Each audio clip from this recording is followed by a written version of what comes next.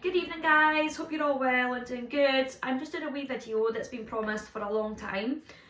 I've been promising you guys that I'll make a video about mine and Pete's baby journey, just to sort of, basically the main reason for the video is to raise more awareness that this is actually a thing, that it actually exists, and you know that it can be done through the NHS. So yeah, just have a wee listen.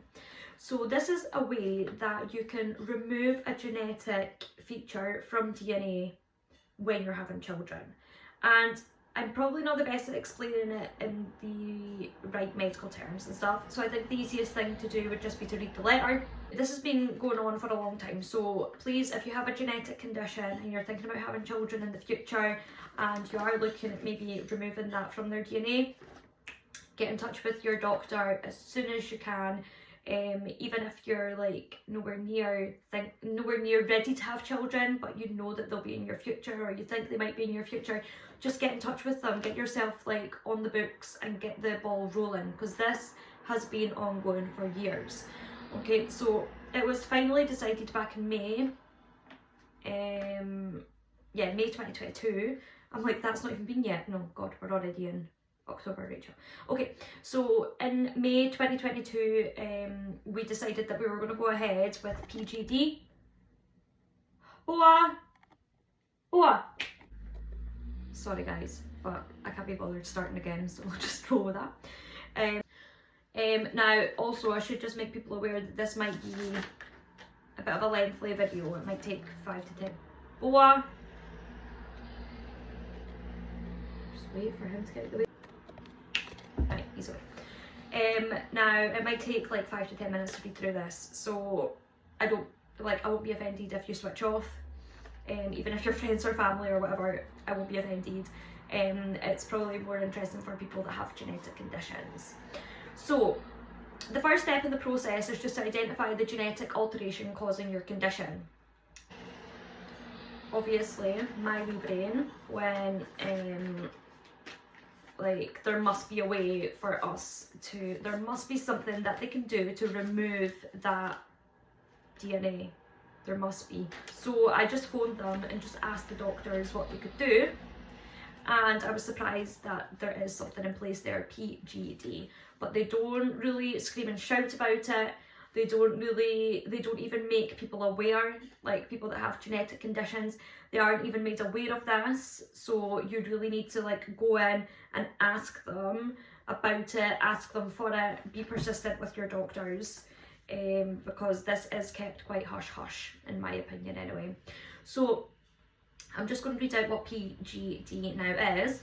PGD is a specialised technique that involves the use of assisted reproduction treatments. It's to create embryos in the lab from the eggs and sperm of the couple receiving the treatment. So embryos can then be screened for the specific genetic condition presented in the family, and embryos with a low chance of having that condition are identified. PGD makes it possible for couples to greatly reduce the chance of passing on a serious genetic condition to their children. So even though most couples who are going to have PGD are able to become pregnant themselves, so it's not like a fertility issue, they will be required to undergo assisted conception treatments to produce a sufficient number of embryos for genetic testing. So obviously that's why we're going in tomorrow to get that all started. So the female partner, that's me, would be asked to inject a drug once a day to stimulate your ovaries. That's then to produce several follicles, like fluid-filled sacs, it says they are, that usually contain an egg. During this time, she, so that would be myself, would have regular ultrasound scans just to check your response to these drugs. So every woman's response to the treatment is different. Some women respond more quickly whilst others can take up to 15 days to actually respond. Unfortunately, this is the shite part basically. Some women may not respond to the treatment at all. So I think it's the same if you're going through like IVF. Okay, now, I've lost where I was. Okay, so in this case, the treatment will then be stopped and your case would be reviewed. So they would have a wee look to see if there was anything else that they could do for you. Once an adequate number of follicles are present in your ovaries, another drug is then given to stimulate the eggs to mature. Again, similar to IVF as far as I'm aware. 36 hours later, 3 days, 36, so a day and a half, the eggs are collected from the ovaries under an ultrasound guidance, and a fine needle is passed through the vaginal wall to collect the eggs one by one. The procedure usually takes around 10 to 20 minutes and is carried out under sedation, and afterwards you will go to the recovery area just to rest until you feel ready to go home, which is usually just 1 to 3 hours later, so it's not too much of an ordeal. Then, on the same day that your eggs are collected, your partner will be asked to produce a semen sample, which is then processed to produce a sample enriched for active normal sperm, which can be used to fertilise the egg. So they just find the best sperms. In standard IVF, sperm and eggs are then put together in a sterilised dish for fertilisation to occur by itself. However, sometimes a procedure called intracytoplasmic, I hope that's right, sperm injection, ICSI, is used to fertilise the eggs. So that's just when they use like a wee needle, as far as I'm aware, to put that in. ICSI involves injecting a single sperm into each egg. The injected eggs are then kept in an incubator at body temperature. The following days, eggs which have been fertilised normally will be identified and separated for further culture. Within 12 to 18 hours, they should begin to grow and divide and are now called embryos. So 5 to 6 days later, once the embryos have then grown and each have around 100 cells, a few of those cells are then very carefully removed from each embryo. This is all done in the lab. This is what they call the embryo biopsy. So all biopsied embryos are then frozen in order to wait for the genetic test results. So this is where it differs from IVF, because your embryos will then be genetically tested just by removing those cells. So standard PGD is done using a process called haplotyping.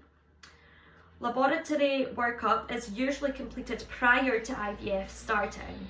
So DNA samples are taken from the couple, which has all already been done, as well as the parents, so obviously of the parents of the person with the genetic condition. So the chromosomes of interest, so IG in my situation, call 1A2 gene, this would be chromosome 7 apparently, are tagged using unique sequences within the DNA. So the chromosome with the genetic alteration will have a different set of tags from the chromosomes without the alteration. We can then use this information to differentiate affected embryos from unaffected embryos. So once the genetic test results are received, if a low-risk embryo has been identified, a frozen embryo transfer will then be arranged. So it's a long procedure, this. So in preparation for embryo transfers, you will require hormone treatments to help thicken the lining of your womb. So I would then get those treatments. So it's usually to only replace a single embryo unless there are exceptional circumstances. If 2 embryos are replaced, twins or sometimes triplets can result, which obviously is something you will need to take into consideration. It's the same with normal IVF. Twins and triplets are just more likely to occur. In our situation, Pete's dad's a twin, so they run in our family, so we'll see how we get on with that. Now, Obviously, multiple pregnancies carry a higher risk of complications for the babies and for the mother. Transfer of the embryo into the womb is carried out using a fine tube or catheter, and that's just done through my cervix. This will take approximately 15 minutes. In preparation for embryo transfer, you'll require another hormone treatment to help thicken the lining of your womb. We've already discussed that. So a pregnancy test is carried out 10 to 12 days after the embryo transfer to find out if the PGD treatment has been successful. In couples who obtain a positive pregnancy test, an early scan will be arranged at around 7 weeks of pregnancy, just to check that the pregnancy was implanted in the right place and just to check whether it is a singleton or a twin pregnancy. Some couples may have more than one high quality, low risk embryo identified, which would be fantastic, as in this case these can be kept frozen for use in a subsequent treatment cycle, and this would be discussed with you at the time if appropriate. So you could then use it again in the future and you wouldn't have to go through this whole process again. What are the risks involved in PGD treatments? Of course, there's always going to be risks involved, so these are not interesting but important to know. So there's a small risk of error or misdiagnosis with PGD. This means that embryos which were predicted to be a low risk following genetic testing are in fact affected by the genetic condition. So the chances of this happening is less than 2% for every embryo that's replaced. Some women who undergo IVF treatment will develop a condition known as ovarian hyperstimulation. This is a reaction to the fertility drug taken to increase your egg production. The ovaries become very large and painful, and in severe cases cause women to have hospital treatments. Obviously, it's not 100% successful. It is only 30 to 40% successful, so everybody fingers crossed for me and Pete, please. And we'll see how we get on. You do, of course, get more than one try. You do get up to 3 chances. I think you get up to 3 tries on the NHS for free, and then obviously you would need to start paying. Now, it's possible that it might not work. This might be for several reasons. For example, your response to the fertility drug may be suboptimal, meaning that you were not able to obtain many eggs, or your eggs may fail to fertilise, your embryos may fail to develop, some embryos may not survive the biopsy procedure, or you may have like no low risk embryos identified, which would be crap.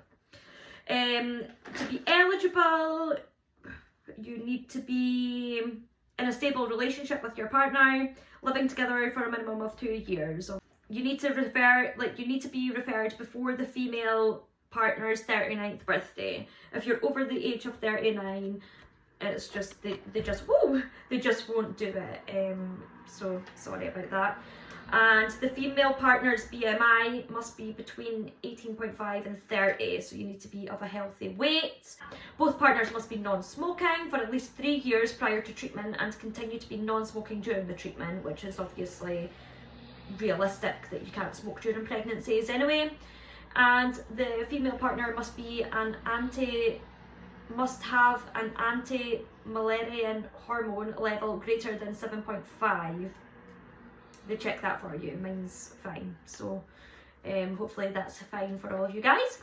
And both partners must be negative for HIV, hepatitis B and hep C.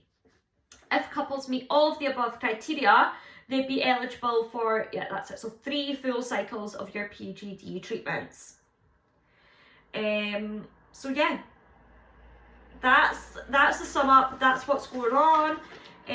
That's what we're going into Glasgow for tomorrow. So it's all happening. It's all happening at the Queen Elizabeth University Hospital in Glasgow, and it's a woman called Angela. I won't give her surname.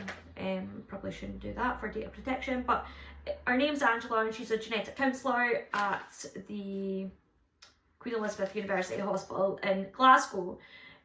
So yeah guys, like, please send me any messages if you've got any questions, or reach out to me, reach out to your doctor, reach out to someone. I'd like to say, like, I'm so grateful. Like, I know that this is not something that you can probably get in every country.